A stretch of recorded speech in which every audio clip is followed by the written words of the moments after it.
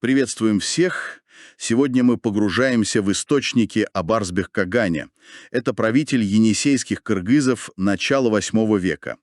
У нас тут, разные материалы и энциклопедии, и исторические статьи. Попробуем разобраться, что это был за лидер, как он так рискнул бросить вызов огромному тюркскому каганату. Здравствуйте.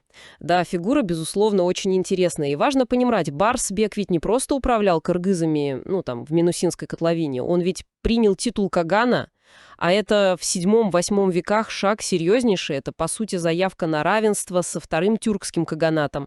Но это доминирующая сила тогда была. Вот именно. То есть не просто местный князек, а претензия на высший уровень. И тюрки ведь, как говорят источники, сначала даже признали этот титул в 693 году, после неудачного похода своего. Совершенно верно. Признали. А потом еще и этот брак, он же женился на дочери тюркского Эльтериш Кагана, и принял тронное имя Инанчу Алп Билге. Такое, знаете, вполне себе тюркское имя. То есть это была такая сложная игра. И дерзость, и дипломатия. Я бы сказала, продуманная дерзость. Да, брак, имя — это все попытки, войти в высшую лигу, легитимизироваться. Но амбиции-то были больше. Смотрите, при нем кыргызы расширяют влияние аж до Байкала, покоряют Курыкан. Это уже, знаете ли, не просто титулы, это реальная экспансия. И плюс активная дипломатия. Вот источники упоминают посольство. 707-709 годы. В Китай, то есть в империю Тан, и в тюргешский каганат. Пытался сколотить коалицию против тюрков. Именно. Настоящий геополитический маневр. И что особенно, показательно, попытка вовлечь Тибет. В 710 году посол Эрин Улуг отправляется туда. Миссия, правда, не удалась, но сохранилась его эпитафия, надпись на камне. Он там пишет, мол, «Я пошел послом в тибетское ханство из-за своей смелости». Сам факт такой миссии говорит о многом. Ну да, показывает размах его планов. Неудивительно, что тюрки его всерьез восприняли. Есть же знаменитая надпись в честь Тунюкука, их советника. Там прямо сказано, самым опасным и сильным врагом был кыргызский сильный каган. То есть они его считали реальной угрозой. Безусловно. И решили действовать на опережение. Еще в 709 году, смотрите, они захватывают Туву, которая была под кыргызами. Громят союзников кыргызов-чиков, азов. Готовили плацдарм, так сказать. А потом тот самый легендарный зимний поход. Зима 710-711 годов.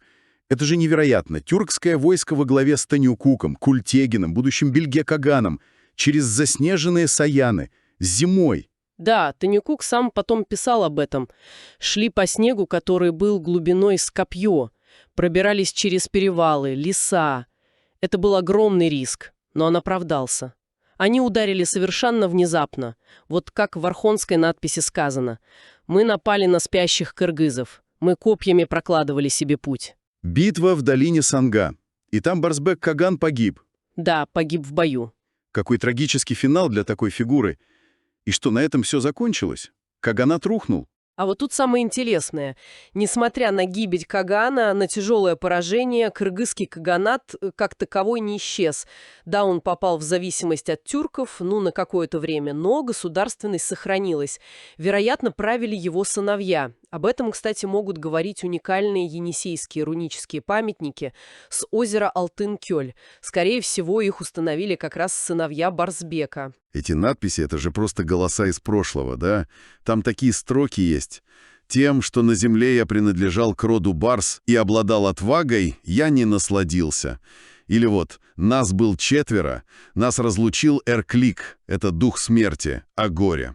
Очень эмоционально. Да, это бесценные источники, и, кстати, некоторые исследователи видят в Барсбеке прообраз Манаса, героя великого кыргызского эпоса. Интересная гипотеза. И ведь память о нем жива. В современном Кыргызстане Барсбек — национальный герой. Ему ставят памятники, монеты чеканят, улицы называют. То есть вот эта нить исторической памяти.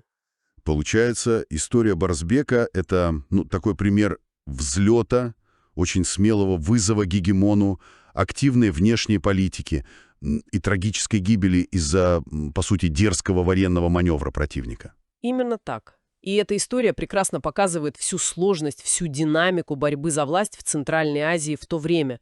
Поражение было тяжелым, да, но, как видим, не фатальным для кыргызской государственности в долгосрочной перспективе.